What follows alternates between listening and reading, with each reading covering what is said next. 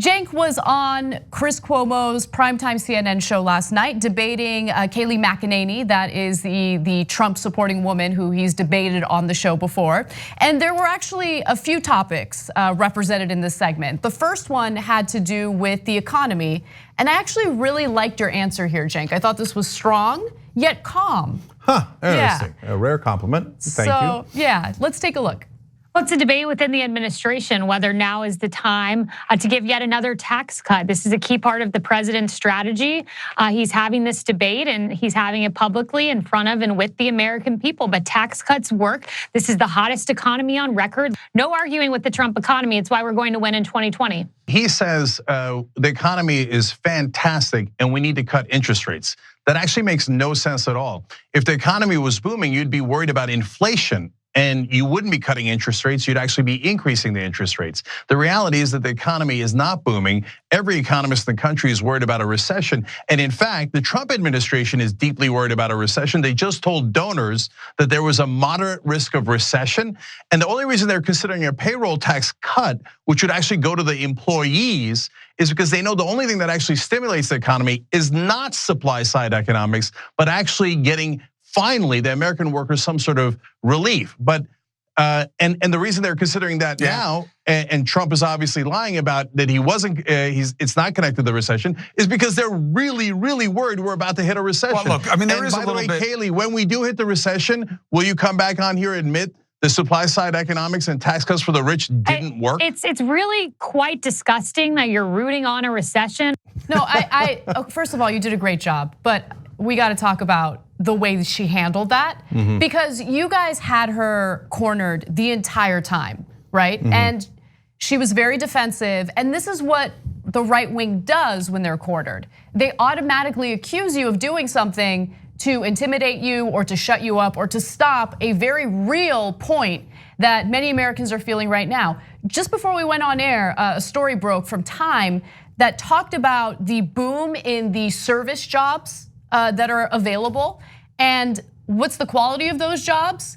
Little benefits, very, very low pay. I mean, the average American is struggling right now. And if you have the audacity to tell the truth about what's happening with this economy and what happened with those Trump tax cuts, like what these corporations and the wealthy actually did with those tax cuts, you're rooting for a recession. You didn't root for a recession. You're just telling the truth about all the different things that the Trump administration has done, which will lead to a recession. So I was amused by that answer of hers as usual. So interesting, sophisticated economic point. I will counter with something made up. Totally.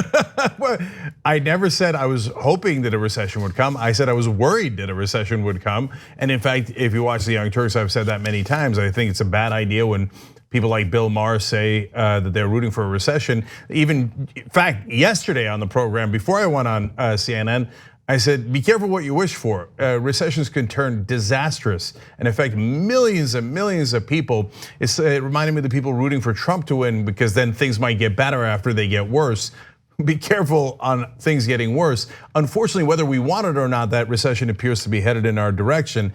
And look, a lot of, as I said there, the majority of economists certainly agree and are concerned about that. But the economic theory that has been put on cable news over and over again and never really quite rebutted, certainly not at the quantity that the right wing puts out their message, is that the supply side economics don't work.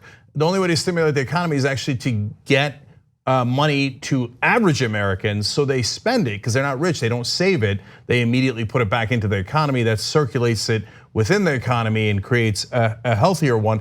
And that's why very high marginal tax rates worked for us in the 1950s and 60s. We want to hear great case of that every podcast. Check out Pitchfork Economics on our podcasting network by Nick Hanauer, a brilliant businessman, capitalist, and warning now, my God, you've got to watch out. If you don't have a better distribution of income, our whole economy is going to crash, and it's not going to be good for anyone, including the rich.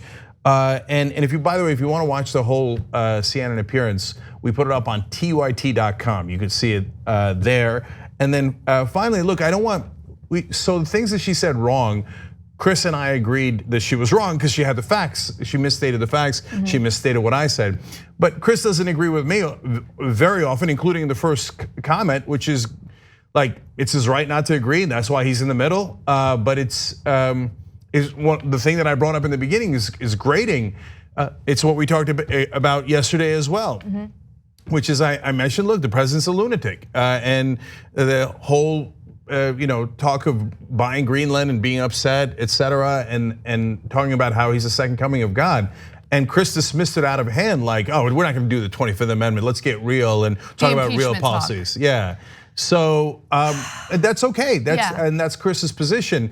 But he's got his own opinions, but the only times that we say that Kayleigh's wrong together is when she states the facts wrong. Right, of course. I mean, and that's what I mean when I say that you had her, both of you had her cornered when it came to the portions of the segment that I saw.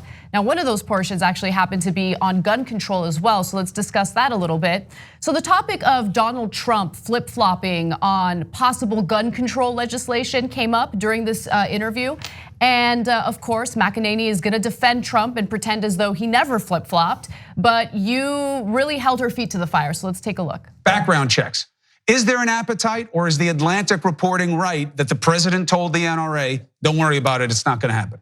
Well, I don't believe Atlantic reporting or so-called sources, but this president is the one who fixed the criminal background check system with the Fix NICS Act. He wants solutions, but he wants solutions that work. What is the position, Kayleigh? He said he wants meaningful background checks. We are talking with Congress, but you are doing a disservice to everyone in this country by not focusing on the real problem here, which is mental illness. Mental illness is not the root of our gun violence, and you know it. We could have kept a gun out of the hand of the Parkland shooter. He's not gonna do it, right? If we seized a weapon from a mentally ill individual. Red flag laws work. He said he would do federal background checks. He's not going to do it, right, Kayleigh? He said he's not going to do it. 97% of Americans want federal background checks. Could have. And we cannot get it in a so-called democracy because of corruption. Donald Trump got $30 million from the NRA, and he serves the NRA, and he was stupid enough to admit it. He came out and he said, they were very strong backers of mine. They were very strong backers. Let's leave it here. They gave me money, and I did what I wanted, what they wanted. That's called a swamp. It's corrupt. Let's leave it here. Allow all these mass shootings to happen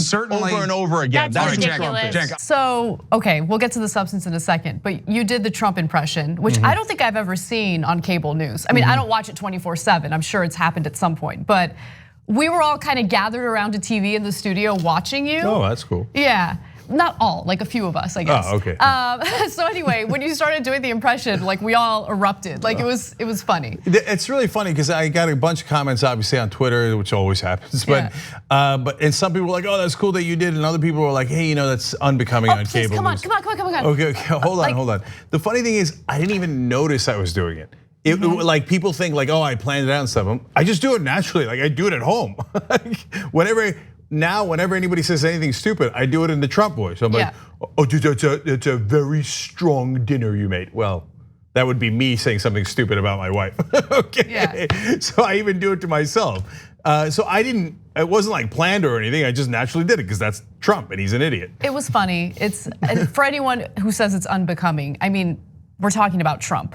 Trump is unbecoming. Everything about him, like head to toe, is unbecoming.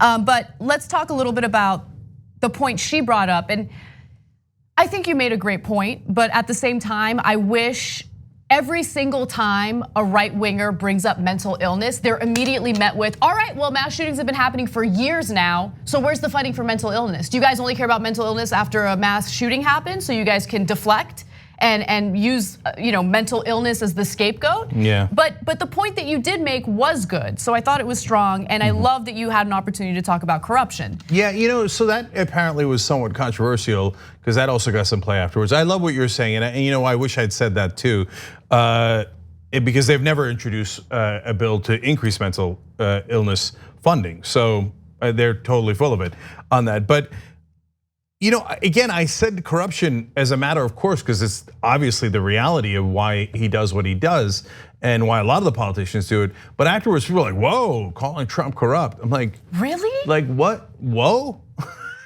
Isn't it super obvious?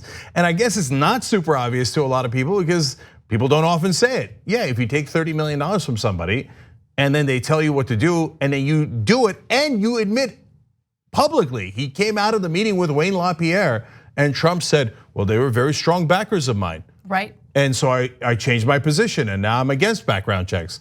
It doesn't get any more clear than that. That is a stunning admission of corruption. They gave me money, I changed my position. That's called bribery. It's legalized in this country, but it's still bribery. I mean, all you really did was articulate what's evident if you connect the dots. Not only did Trump say the quiet part out loud, in saying that they're backers of his, but Wayne LaPierre's tweet about his meeting with Trump was pinned on the NRA Twitter account because it's a sign of, or it's messaging indicating, no, we own him. He's gonna say that he wants gun control after these mass shootings happen. And then we're gonna have a meeting with him and remind him, no, you are our puppet because we're funding you. And then he's gonna go ahead and change course, and that's exactly what happened. Yep. On the go, don't worry, we got you covered. You can still listen to TYT at our new podcast network. Find us on Apple Podcasts, the Google Play Store, or at tyt.com/podcast.